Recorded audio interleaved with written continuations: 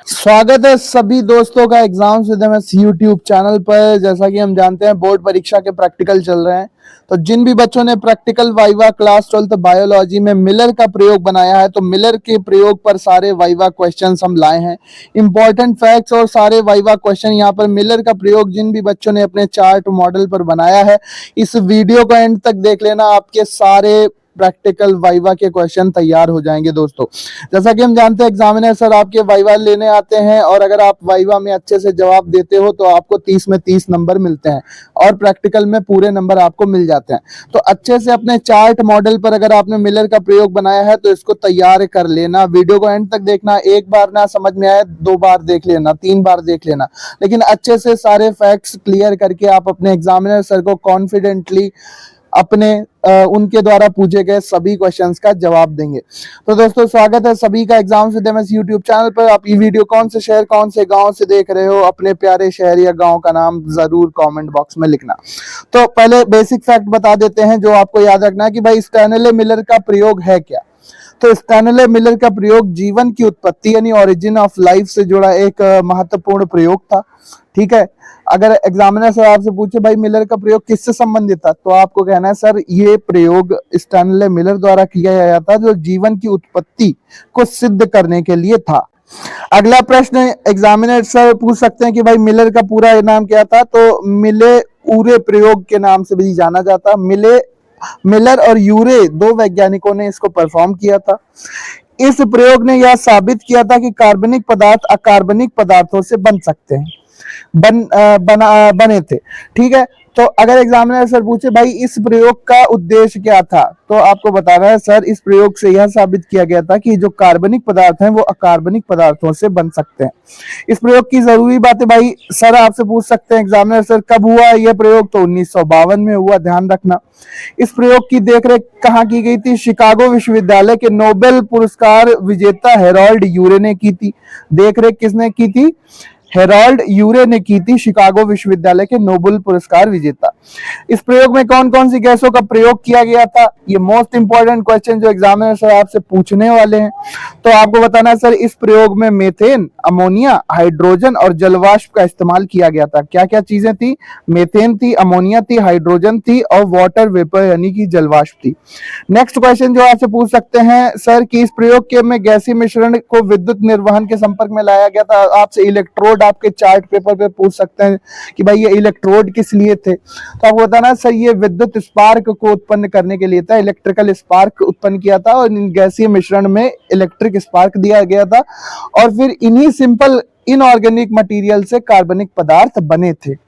तो यही सिद्ध किया गया था कि आरंभिक काल में, दुनिया के आरंभिक काल में जीवन की उत्पत्ति पृथ्वी पर कैसे हुई होगी।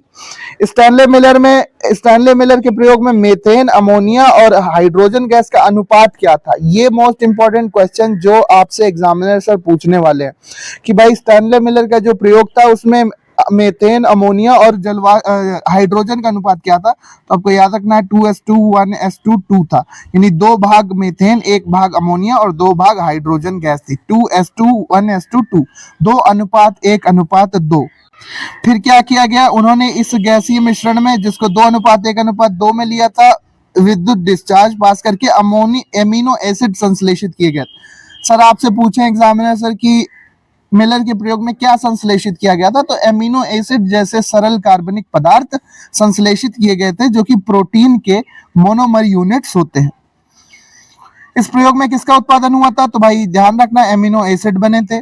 इस प्रयोग ने ओपेरिन और हॉल्डन के आदिम सूप सिद्धांत का समर्थन किया था, जो जीवन की उत्पत्ति को लेकर आदिम सूप सिद्धांत है ओपेरिन और हॉल्डन का, उसको इसने समर्थित किया था। इस प्रयोग से क्या अहम बातें मिली थी, इस प्रयोग से जीवन की उत्पत्ति के लिए प्राकृतिक कार्बनिक संश्लेषण की संभावना का पता चला था। अर्थात कि सर को आपको बताना सर इस प्रयोग से यह पता चला था कि सरल कार्बनिक पदार्थों से थोड़े जटिल कार्बनिक पदार्थ जैसे एमिनो एसिड बने थे, जो कि जीवन की उत्पत्ति से रिलेटेड जैव अणु बायोमोलिक्यूल्स के यूनिट हो सकते थे, और इसी प्रकार जीवन की उत्पत्ति पृथ्वी पर हुई होगी। इसके बाद नेक्स्ट है हमारे पास कि इस प्रयोग से यह पता चलता है कि जीवन रसायनों से ही बना है, ठीक है, जीवन किससे बना है, रसायनों से ही बना है। इसके बाद है, इस प्रयोग से यह भी पता चलता है कि सरल कार्बनिक यौगिकों से ऊर्जा के योग से प्रोटीन और अन्य बड़े अणु बनाए जा सकते हैं। जैसा कि मैंने आपको बताया कि मिलर के प्रयोग का यही उद्देश्य था कि भाई यह सिद्ध करना कि सरल कार्बनिक पदार्थ जैसे अमोनिया, मीथेन, जलवाष्प, हाइड्रोजन, इन जैसे सरल अकार्बनिक अणुओं से, हालांकि मीथेन कार्बनिक है लेकिन वह सरल अणु है, इन्हीं से ही कुछ जटिल अणु जैसे अमीनो एसिड वगैरह बने होंगे, जिससे बाद में प्रोटीन बना होगा और एक कोशिकीय जीवों की शुरुआत हुई होगी। यह स्टैनले मिलर के प्रयोग का वो था। ठीक है, नेक्स्ट है हमारे पास, पूरा नाम आप ध्यान रखेंगे, स्टैनली मिलर है। इसके बाद अब क्वेश्चन पे चलते हैं, स्टैनले मिलर का उद्देश्य क्या था। एग्जामिनर सर आपसे पूछेंगे, क्योंकि आपने चार्ट अपने मॉडल पर मिलर का प्रयोग बनाया है, तो सर आपसे पूछेंगे कि भाई मिलर के प्रयोग का उद्देश्य क्या था। तो आपको बताना, सर मिलर के प्रयोग का उद्देश्य जीवन की उत्पत्ति की व्याख्या करना था, जीवन की उत्पत्ति की व्याख्या करना था। अगला प्रश्न कि स्टैनले मिलर के प्रयोग में कौन सी गैसों का यूज किया गया था। तो मीथेन, अमोनिया और हाइड्रोजन। मीथेन, अमोनिया और हाइड्रोजन अनुपात 2:1:2, 2:1 1:2। स्टैनले मिलर के प्रयोग में ऊर्जा का स्रोत क्या था। तो आपको बताना कि विद्युत चिंगारी यानी इलेक्ट्रिक स्पार्क से स्टैनले मिलर के प्रयोग में ऊर्जा का इस्तेमाल हुआ था, इलेक्ट्रिक स्पार्क से। अभी हम आपको डायग्राम दिखाते हैं।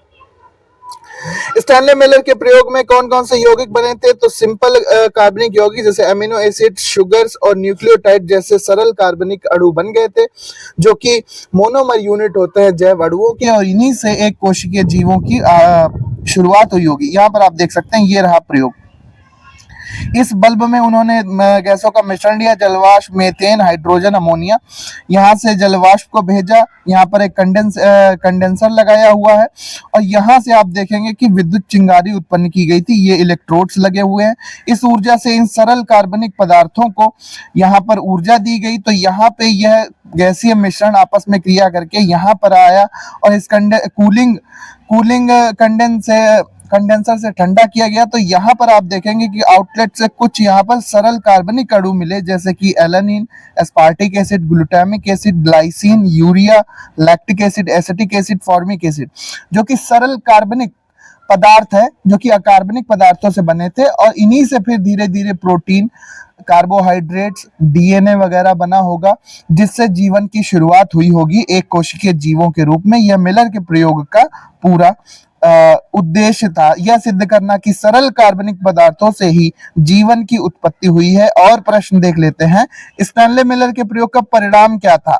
स्टैनले मिलर के प्रयोग का परिणाम, सर पूछे भाई परिणाम क्या हुआ। तो जीवन के मूलभूत यौगिकों का निर्माण हो गया था। जीवन के मूलभूत यौगिक जैसे simple amino acid, aspartic acid, glycine, ठीक है, एमिनो एसिड बने थे। ये सारे क्या है, ग्लाइसिन, एलानिन, एस्पार्टिक एसिड, ये सब एमिनो एसिड्स हैं। एंड क्या हुआ था कि इनसे सरल कार्बनिक पदार्थ बन गए थे, और इन्हीं से फिर जीवों की उत्पत्ति हुई होगी, ये परिणाम था। स्टैनले मिलर के प्रयोग में कौन सी प्रतिक्रिया हुई थी। तो विद्युत चिंगारी के कारण गैसों को रिएक्ट कराया गया था। सर को आपको बताना, सर विद्युत चिंगारी यानी इलेक्ट्रिक स्पार्क की उपस्थिति में गैसीय मिश्रण ने अभिक्रिया की थी, और सरल एमिनो एसिड जैसे अणु मिलर के प्रयोग में बने थे।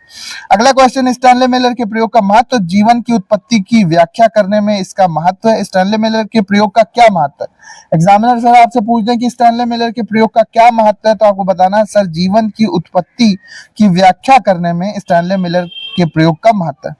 स्टैनले मिलर के प्रयोग में कौन सा उपकरण उपयोग किया गया था। तो ग्लास फ्लास्क और विद्युत चिंगारी उपकरण, जैसा कि अभी हमने आपको चित्र में दिखाया, साइड में मैं लगा देता हूं।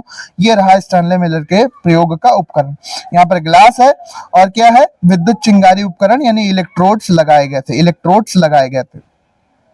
अगला प्रश्न, मिलर के प्रयोग के लिए कौन सी स्थितियां आवश्यक थी। तो उच्च तापमान और इलेक्ट्रिक स्पार्क यानी विद्युत चिंगारी आवश्यक थी। अगला क्वेश्चन सर आपसे पूछ सकते हैं, स्टैनले मिलर के प्रयोग में कौन से यौगिकों का निर्माण नहीं हुआ था। तो प्रोटीन नहीं बने थे, जबकि एमिनो एसिड बने थे। प्रोटीन नहीं बने थे, सरल कार्बनिक अणु जैसे amino acid, alanine, aspartic acid, ये सब बन गए थे। स्टैनले मिलर के प्रयोगों का परिणामों का क्या अर्थ है। तो इसका अर्थ यह है कि भाई जीवन के मूलभूत यौगिकों का निर्माण संभव है। जीवन के मूलभूत यौगिक जैसे एमिनो एसिड्स, कार्बोहाइड्रेट्स, इन सब का निर्माण संभव है, जो सरल गैसों से बन सकता है। स्टैनले मिलर ने यही सिद्ध करने का प्रयास किया था कि सरल कार्बनिक पदार्थों से जटिल कार्बनिक पदार्थ बने होंगे और फिर वहां से एक कोशिकीय जीवों की शुरुआत हुई होगी। यहाँ पर नेक्स्ट क्वेश्चन, स्टैनले मिलर के प्रयोग में कौन सी गैस नहीं थी? तो भैया ऑक्सीजन नहीं थी। कौन कौन सी थी? मेथेन थी, हाइड्रोजन थी, अमोनिया थी और जलवाष्प थी। ये 4 गैसें थी, लेकिन ऑक्सीजन नहीं थी, क्योंकि ऑक्सीजन नहीं थी इस प्रयोग में। स्टैनले मिलर के प्रयोग के लिए कौन सी विद्युत ऊर्जा का उपयोग नहीं किया गया था? तो सौर ऊर्जा भैया नहीं, जबकि विद्युत चिंगारी ऊर्जा का उपयोग किया गया था। नेक्स्ट क्वेश्चन, स्टैनले मिलर के प्रयोग में कौन से यौगिकों का निर्माण हुआ था? तो एमिनो एसिड, शर्करा और न्यूक्लियोटाइड्स बने थे। सर आपसे पूछ सकते हैं कि बताओ भाई मिलर के प्रयोग में कौन से पदार्थ बने थे? तो एमिनो एसिड बन गए थे, कार्बोहाइड्रेट्स बन गए थे और न्यूक्लियोटाइड। शर्करा को ही कार्बोहाइड्रेट्स कहते हैं, ठीक है, शर्करा को ही कार्ब्स कहते हैं, ठीक है। नेक्स्ट है, स्टैनले मिलर के प्रयोग का महत्व क्या है? बार बार बता रहे हैं कि भाई जीवन की उत्पत्ति की व्याख्या करने में स्टैनले मिलर के प्रयोग का महत्व था। ये रहा मिलर के प्रयोग का उपकरण। यहाँ पर एक फ्लास्क है, ग्लास है जहां पर गैसीय मिश्रण दिया गया था और इसमें फिर 2 इलेक्ट्रोड लगाए गए थे, जिससे विद्युत चिंगारी आप यहाँ पर देख रहे हैं उत्पन्न की गई थी। इन गैसों ने रिएक्ट किया। इस ठंडा करने वाले उपकरण जिसको कंडेंसर कहते हैं, कंडेंसर से इसको ठंडा किया गया और इस मिश्रण को यहाँ पर निकाला गया और साइड से यहाँ पर जलवाष्प भी भेजी गई थी। इधर एक फ्लास्क में वाटर गर्म करके जलवाष्प को इधर से भेजा गया था। जबकि कौन सी गैस है? मेथेन, हाइड्रोजन और अमोनिया। 2s2 1s2 2 क्या मेथेन, 1 क्या अमोनिया, 2 क्या हाइड्रोजन को इस फ्लास्क में लिया गया था और जलवाष्प को यहां से भेजा गया था। टोटल 4 गैसेस ने रिएक्ट किया था। अमोनिया, कौन कौन सी गैसें थी? अमोनिया थी भाई, मेथेन थी, हाइड्रोजन थी और जलवाष्प थी, जो इस पानी को गर्म करके ऊपर भेजी गई थी, जो इस पाइप से इस फ्लास्क में इस रिएक्टिंग ग्लास में पहुंची थी। और यहाँ पर ये जो मिश्रण बाहर निकाला गया आउटलेट से, तो यहाँ पर एलानिन जो कि एक एमिनो एसिड है, स्पार्टिक एसिड है, ग्लूटामिक एसिड है, ग्लाइसिन बन गया था, यूरिया बन गया था, ठीक है। इसके बाद लैक्टिक एसिड बन गया था, एसिटिक एसिड और फॉर्मिक एसिड जैसे अणुओं का निर्माण हुआ था। तो जीवन की उत्पत्ति की व्याख्या करने के लिए मिलर का प्रयोग, सारे बेसिक फैक्ट्स और इंपॉर्टेंट क्वेश्चन मैंने आपको करा दिए हैं। वाइवा प्रैक्टिकल के लिए मोस्ट इंपॉर्टेंट है, अच्छे से तैयार कर लेना और कॉन्फिडेंटली आप अपने एग्जामिनर सर को अपने प्रयोग पर जवाब देंगे, आपको पूरे नंबर मिलेंगे। चैनल को सब्सक्राइब कर लो, लाइक कर देना जरूर और एक अच्छा सा कमेंट जरूर लिखना और कमेंट में जरूर बताना कि सब्सक्राइब किया है या नहीं। सो मिलता है नेक्स्ट वीडियो में। Thank you and bye bye.